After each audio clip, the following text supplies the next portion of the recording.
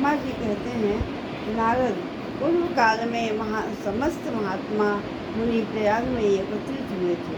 वहाँ सम्मिलित हुए उन सब महात्माओं का विधि विधान से एक बहुत बड़ा यज्ञ हुआ। उस यज्ञ में शनकादि सिद्धगण में देवर्षि, प्रजापति, देवता और ब्रह्मा का सत्कार करने वाले ज्ञानी भी पधारे थे। मैं भी मूर्तिमान महातेजस्वी निगमों और आगमों से युक्त हो परिवार वहाँ गया था। अनेक प्रकार से उत्सवों के साथ वहाँ उनका विचित्र समाज जुटा था। नाना शास्त्रों में इसके संबंध में ज्ञान चर्चा एवं वाद विवाह हो रहा था। उन्हें उसी अवसर पर सती और पार्षदों के साथ त्रिलोक हितकारी सृष्टिकर्ता और एवं सबके स्वामी भगवान रुद्र वहाँ आ गए। भगवान शिव को आया देख संपूर्ण देवता, सिद्धों और मुनियों ने और मैंने भी भक्ति भाव से उन्हें प्रणाम किया और उनकी स्तुति की। फिर शिव की आज्ञा पाकर उन लोगों ने प्रसन्नतापूर्वक यथास्थान बैठ गए। भगवान का दर्शन पाकर सब लोग संतुष्ट थे और अपने सौभाग्य की सराहना करते थे। इसी बीच में प्रजापतियों के पति प्रभु दक्ष, जो बड़े तेजस्वी थे, अकस्मात घूमते हुए प्रसन्नतापूर्वक वहाँ आए। वे मुझे प्रणाम करके मेरी आज्ञा से वहाँ बैठे। दक्ष उन दिनों समस्त ब्रह्मांड के अधिपति बनाए गए थे, अतएव सबके द्वारा सम्माननीय थे, परंतु अपने इस गौरवपूर्ण पद को लेकर उनके मन में बड़ा अहंकार था, क्योंकि वे तत्व ज्ञान से शून्य थे।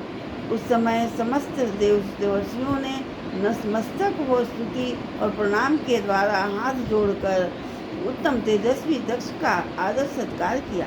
परंतु जो नाना प्रकार के लीला विहार करने वाले सबके स्वामी और उत्कृष्ट लीलाकारी स्वतंत्र परमेश्वर हैं, उन परमेश्वर ने उस समय दक्ष को मस्तक नहीं झुकाया। वे अपने आसन पर बैठे ही रह गए। खड़े होकर दक्ष का स्वागत नहीं किया। महादेव जी ने को वहाँ मस्तक झुकाते ना देख मेरे पुत्र प्रजापति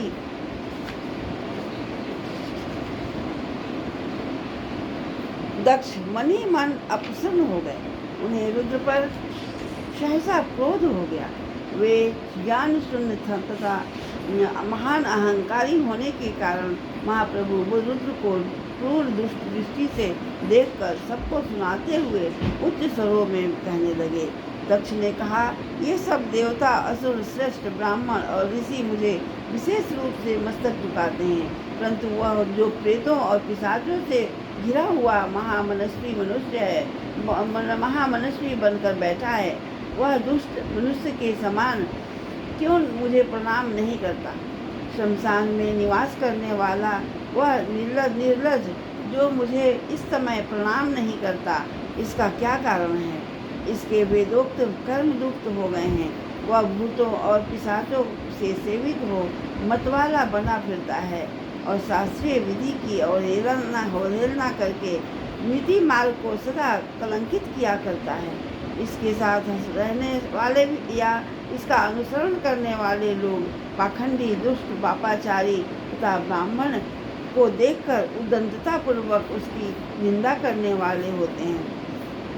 वह स्वयं ही स्त्री में आसक्त रहने वाला तथा रति कर्म में ही दक्ष है, अतः मैं इसे श्राप देने का उद्यत हुआ हूँ। यह रुद्र चारों वर्णों में पृथक और कुरूप है, इसे यज्ञ से बहिष्कृत कर दिया जाए। वह शमशान में निवास करने वाला तथा उत्तम कुल और जन्म से हीन है, इसलिए देवताओं के साथ यह यज्ञ में भाग न पाए। ब्रह्मा जी कहते हैं, नारद, दक्ष की यह कही हुई यह बात सुनकर भृगु आदि बहुत से महर्षि रुद्रदेव को दुष्ट मानकर देवताओं के साथ उनकी निंदा करने लगे। दक्ष की बात सुनकर नंदी को बड़ा रोष हुआ। उनके नेत्र चंचल हो उठे और वे दक्ष को श्राप देने के लिए विचार से तुरंत इस प्रकार बोले। नंदीश्वर ने कहा, अरे रे महामूढ़ दुष्ट बुद्धि सठ दक्ष, तूने मेरे स्वामी महेश्वर को यज्ञ में से बहिष्कृत क्यों कर दिया? जिनके स्मरण मात्र से यज्ञ सफल और तीर्थ पवित्र हो जाते हैं, उन्हीं महादेव को तूने श्राप कैसे दे दिया? दुर्बुद्धि दक्ष, तूने वहाँ ब्राह्मण जाति की चपलता से प्रेरित हो इन रुद्रदेव को व्यर्थ ही श्राप दे डाला है। महाप्रभु, रुद्र सर्वथा निर्दोष हैं, तथापि तूने व्यर्थ ही उनका उपहास किया। ब्रह्मांड धाम जिन्होंने इस जगत की सृष्टि की, जो इसका पालन करते हैं और अतः इनके द्वारा इसका संहार होता है, उन्हीं इन माहेश्वर रूप को तूने श्राप दे दिया। नंदी को इस प्रकार फटकारने पर प्रजापति दक्ष रोष से बहुत आग बबूला हो गए और उन्हें श्राप देते हुए बोले, अरे रुद्रगणों, तुम सब लोग वेदों के से बहिष्कृत हो जाओ, वैदिक मार्ग से भ्रष्ट और महर्षियों द्वारा परित्यक्त हो पाखंडवाद से में लग जाओ और शिष्टाचार से दूर रहो। सिर पर जटा और शरीर पर भस्म और हड्डियों के आभूषण धारण करके मद्यपान में आसक्त रहो। जब दक्ष ने शिव के पार्षदों को इस प्रकार शाप दे दिया, तब उस शाप को सुनकर शिव ने के प्रिय भक्त नंदी अत्यंत रोष से वशीभूत हो गए। शिलाद पुत्र नंदी भगवान शिव के प्रिय पार्षद और तेजस्वी हैं। वे गर्व से भरे हुए महादुष्ट दक्ष को तत्काल इस प्रकार उत्तर देने लगे। नंदी बोले, अरे सठ दुर्बुद्धि दक्ष, तूने शिव के तत्व का बिल्कुल ज्ञान नहीं है, अतः तूने शिव के पार्षदों को व्यर्थ ही श्राप दिया है। अहंकारी दक्ष, इसमें चित्त की दुष्टता भरी है। उन भृगु आदि ने भी ब्रह्मांड में के अभिमान में आकर महाप्रभु महेश्वर का उपहास किया है, अतः यहाँ जो भगवान रुद्र से विमुख तुझ जैसे दुष्ट ब्राह्मण विद्यमान हैं, उनको मैं रुद्र तेज से के प्रभाव से ही श्राप दे रहा हूँ। अतः जैसे ब्रह्मांड कर्म फल से संसक वेदवाद से फंसकर वेद का तत्व ज्ञान से शून्य हो जाए, यह ब्रह्मांड सदा भोगों से तन्मय रहकर स्वर्ग को ही सबसे बड़ा पुरुषार्थ मानते हुए स्वर्ग से बढ़कर दूसरी कोई वस्तु नहीं, ऐसा कहते रहे तथा क्रोध लोभ और मद से युक्त हो निर्लज भिक्षुक बने रहे।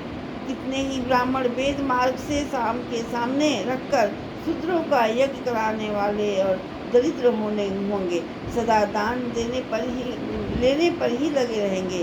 दूषित दान ग्रहण करने के कारण वे सबके सब नरकगामी होंगे। दक्ष, उनमें से कुछ ब्राह्मण तो ब्रह्म राक्षस भी होंगे, जो परमेश्वर शिव को सामान्य देवता समझकर उनसे द्रोह करता है। वह दुष्ट बुद्धि वाला प्रजापति दक्ष तत्व ज्ञान से विमुख हो जाए।